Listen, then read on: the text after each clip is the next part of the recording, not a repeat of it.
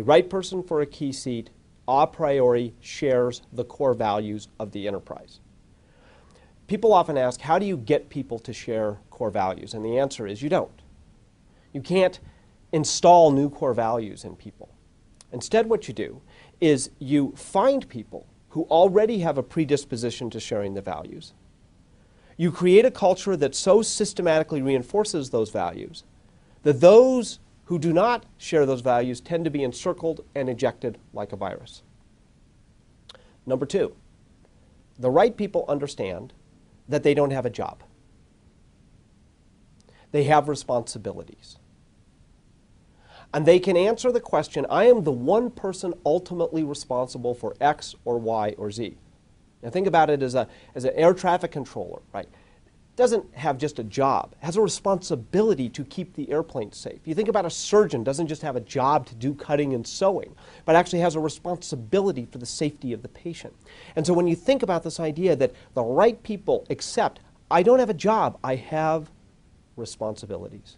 Number three, the right people do what they say they are going to do, period, full stop. And what this means is they're very careful what they say they are going to do. They don't just try to fulfill their commitments.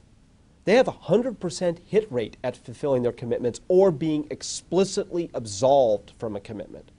But they never view it as, well, I tried, but I didn't succeed. And they therefore have a great discipline to never commit to what they know they cannot achieve. Number four, the right people don't need to be tightly managed. The right people are self-disciplined, or self-motivated, or self-managed, or self-obsessively driven to make great results, or self-learners. And as we wrote in Good to Great, the moment that you begin to feel the need to tightly manage someone, you might have made a hiring mistake. Guide them, yes. Teach them, yes. Manage them? No. The right people have tremendous passion for the enterprise and what it's trying to do, for a very simple reason. Nothing great ever happens unless it is fueled by passion. And number six, the right people display a window and mirror maturity. Now, a window and mirror maturity means this. It means that when things go well, when there are successes, they're very comfortable pointing out the window to other people and to factors like luck and good circumstances that are out of their control and not taking the credit for themselves. And they want to pin the blame of success on other people. But when things go badly, they're very comfortable looking in the mirror and saying, I'm responsible. I'm the one ultimately responsible. Here's how I accept that responsibility, and here is what I learn from that. Those who do not have that window and mirror responsibility do not deserve the opportunity to be permanently in a key seat. So those are those key characteristics. What would make for right people in key seats? It's those six. I have a passionate love affair with data. I just love numbers and graphs and Excel sheets and calculations and anything where we can marshal lots of data and statistics, and it just makes me happy. And one of the things that we did was to look at an analysis that had tons of data, 50 years of proxy reports. A member of my research team named Eric Hagan, who was a remarkable researcher back when he was on my team, did this analysis where he looked at members and key seats on the executive teams over 50 years in the good to great companies and the comparisons. And then he looked at their tenure on the team. And what he found is that as a company became great, there was kind of a bimodal distribution in terms of how long someone was on the team in a key seat. By bimodal, I mean that there were a bunch of people who were there, say, only a year.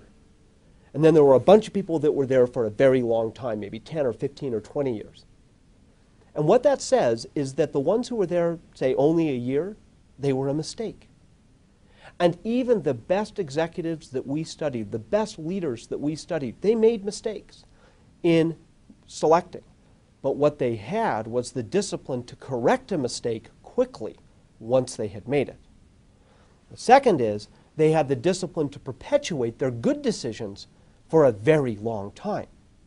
And it leads to a really key point, which is How do you know that you have one of these right people for a key seat? How do you know that someone is going to be one of those good decisions you want to perpetuate for a long time? How do you know? You don't know until you have empirical experience with the person, until you've worked with them, until you've seen them under pressure, until you've seen them when things go badly, until you've seen how they manage commitments. And what that means is there's no way to just go out and know for certain that you're going to find all of these people. You have to bring people in, test them, put them under fire, see how they do, and then make very rigorous decisions based upon how you see them actually perform when you're up close, personal, under duress.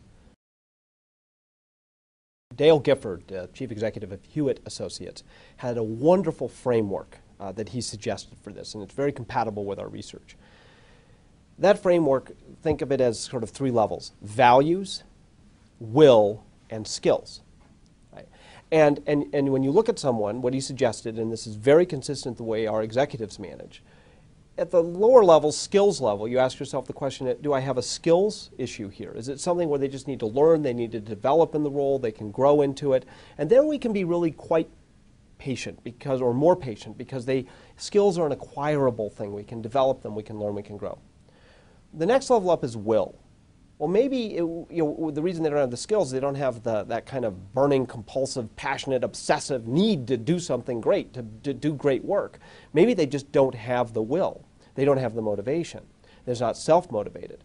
So then the question is, well, maybe it's something I'm doing as a leader and as a manager that's demotivating them, or maybe I have them in the wrong seat or something. But the real question is, can I address the will question? Be a little less patient there. Then there's the values level. And ask the question, well, wait a minute, maybe we have a values issue. Maybe it's just a values misfit. And there's no compromise. Because a great enterprise has to have people who fit with the core values. So think of it as, how patient do you want to be? Values, will, or skills?